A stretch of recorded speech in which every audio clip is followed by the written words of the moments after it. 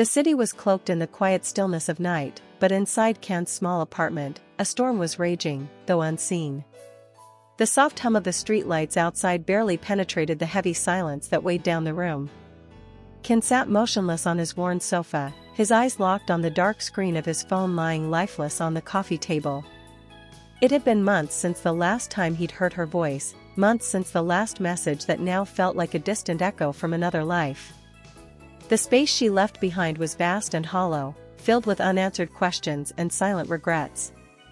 He remembered the beginning, the way her laughter used to light up even the dullest days, the warmth of her hand in his, the dreams they dared to dream together.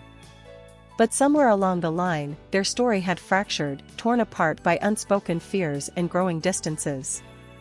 For Can, the hardest part was not the breakup itself but the silence that followed, the cold void where words once lived. The silence that screamed louder than any argument ever could. Each day since had felt like walking through a fog, the memories both comforting and torturous.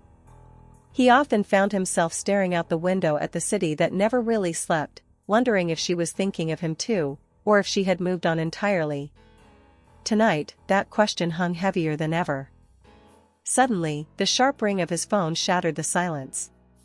The screen lit up with an unknown number. Can's heart hammered in his chest. Could it really be her? After all this time? His fingers trembled as he swiped to answer, the world narrowing down to the voice that would come through the line.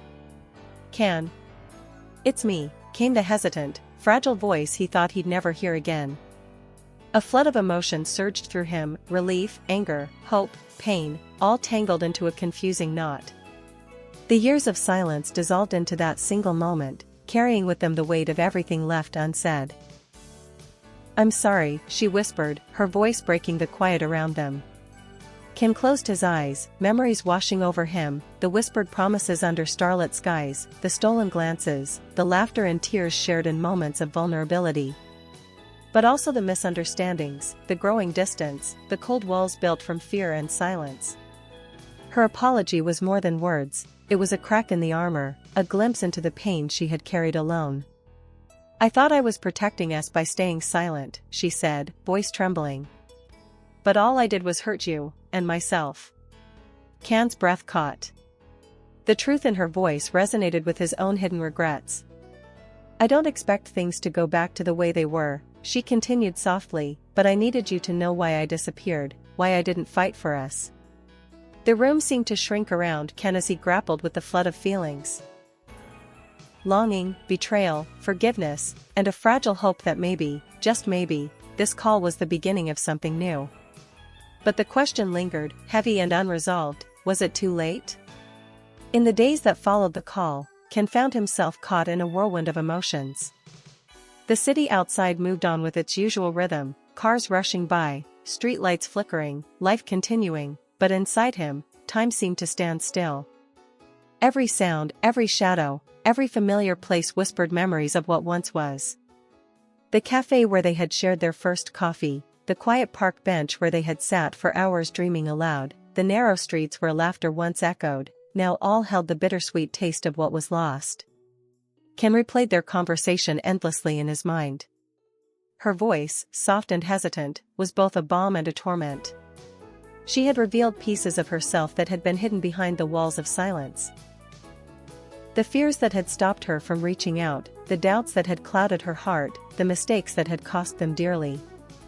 I was scared, she had confessed during a late-night call, her voice barely above a whisper. Scared that reaching out would only push you further away. Scared that you had already moved on. But Can hadn't moved on, not really. Beneath the surface, behind the forced smiles and busy days, a part of him had been waiting for that call, that chance to understand, to reconnect. Their conversations became more frequent, stretching late into the night. Sometimes awkward, sometimes raw, always honest. Slowly, the walls they had built around their hearts began to crumble, revealing the vulnerable souls beneath. One chilly evening, Can stood on the old bridge where they had once made promises about the future. The city lights shimmered on the water below, reflecting the turmoil inside him. Do you think we can go back? He asked quietly. She looked at him, tears glistening in her eyes. Maybe not to what was, but to something new. Something real. The possibility of rebuilding was fragile, uncertain, but it existed. And in that fragile hope, a seed was planted. Yet healing was not a straight path. Old wounds surfaced, trust wavered, and fear lingered. There were moments when the past threatened to pull them apart once again. But each time, the call that had come too late served as a reminder of the pain they shared, the love that lingered, and the chance they now had to choose each other again. The weeks that followed were a test of everything Can thought he knew about love, forgiveness, and second chances. Every meeting felt like stepping onto fragile ice, uncertain, tense, but filled with the promise of something precious. They met in quiet cafes, revisiting the spaces that once witnessed their laughter and dreams. They walked familiar streets, now tinged with nostalgia and the bittersweet ache of memories both painful and beautiful. Yet, it wasn't just the past they had to face. It was the present, the lingering doubts, the wounds left open by months of silence, and the uncertainty of what lay ahead. Can remembered the first time they truly looked at each other, not just with eyes, but with hearts open and vulnerable. The rawness of that moment was both terrifying and healing. "I was so afraid to lose you," she admitted one evening, voice trembling. "But I realized I was losing myself by running away." Can nodded, understanding the weight of her words. The silence had been a prison for them both, built from fear and misunderstanding. But now, in breaking that silence, they found a fragile freedom. It wasn't easy. There were tears, frustrations, and moments when old wounds reopened. Yet, amid the pain, there was growth. They learned to listen, to really listen, and to speak honestly without fear. One night, standing beneath the vast expanse of stars, Can took her hand gently in his. The moment was heavy with unspoken promises and newfound hope. "The call came too late to erase the past," he said softly, "but maybe just in time to save our future." That call, though delayed and filled with regret, became a beacon, a guiding light through the darkness they had both endured. It taught them that while some moments cannot be undone, they could lead to new beginnings if met with courage and honesty. The night sky stretched endlessly above them, stars twinkling faintly as if bearing witness to their fragile reunion.